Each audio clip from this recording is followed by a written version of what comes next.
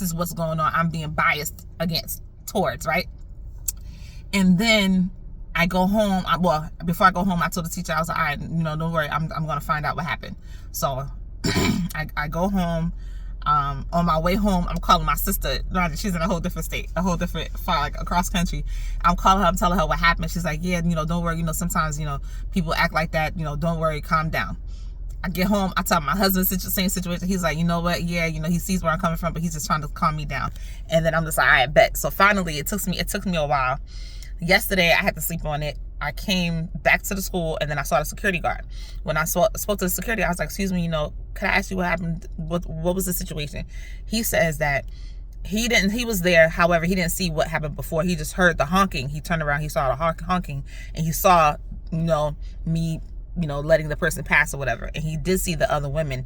He said to me not to worry, because he knows it was him that went and told the teacher to tell me to next time just slow down, because he knows these women like to talk and they like to run their mouth and tell certain things that aren't true.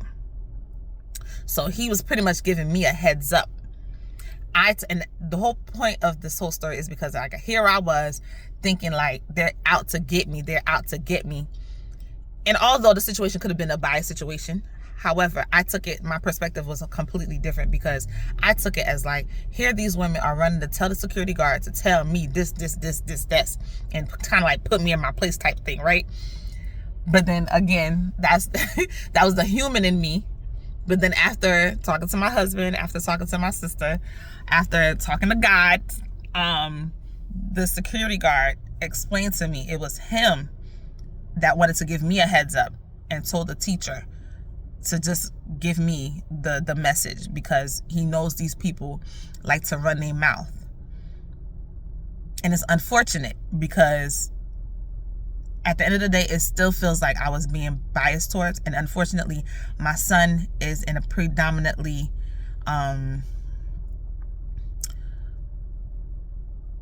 setting. Let's just say he is one of few of our type people that's in that school. Okay. I don't want to get in trouble with social media, y'all be bugging. But let's just say he is one of very few boys that look like me, that look like him in that school. So immediately, like I said, the human in me got me thinking like, oh no, now they're targeting my baby. I gotta be on the lookout, and but the Christian in me had me thinking like, Shervla, the world is going to throw things at you left and right. What matters is how you react to it. As a Christian, I shouldn't be so quick to react and to get so angry, and so be like, I'm gonna get them, I'm gonna be on top of them, blah blah blah blah. I'm gonna curse them out, blah blah blah blah. I'm gonna show them who I really am. I'm not. That's the human in me, human in us that would react like that. But then the Christian in us is supposed to be like, you know what? This is not my home. This place is not my home. I am a child of God, and I need to represent him in every situation that I'm in. So after I calmed down, like I said, I went and spoke to the security guard.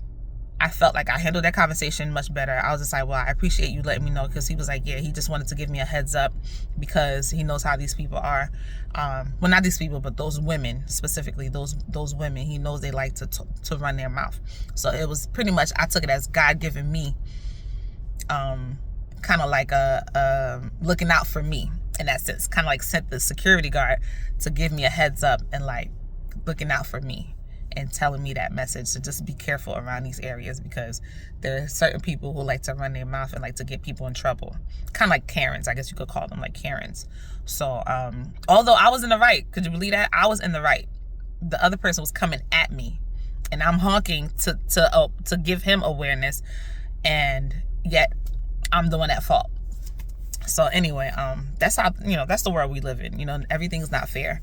But I pretty much wanted to come give you guys that long story to give you guys some encouragement to like realize, like, children of God, if you're a child of God and something goes wrong in your day and throws your whole mood off, try your best not to flip out and to react like a regular, you know, human, you know, and like blow up, because at the end of the day, you are still a child of God, and there are people out there watching you. So imagine if I had flipped the table and like went crazy in front of these people, in front of everybody. Not even these people, but for anybody, you know, there are enemies out there. You know, they come to you to provoke you and to see what they can do to you, to throw you off your game, to throw you off your mood. And if you're a child of God, you're supposed to recognize these things. Like, look, this is just a test. This is just a test. You know, the devil will bring people to you, throw darts at you, and just wait and see how you would react. So that's my that's my encouragement for you this morning. I hope you guys stay to the end. If not, I'll put it in 2 parts because I know it's kind of long.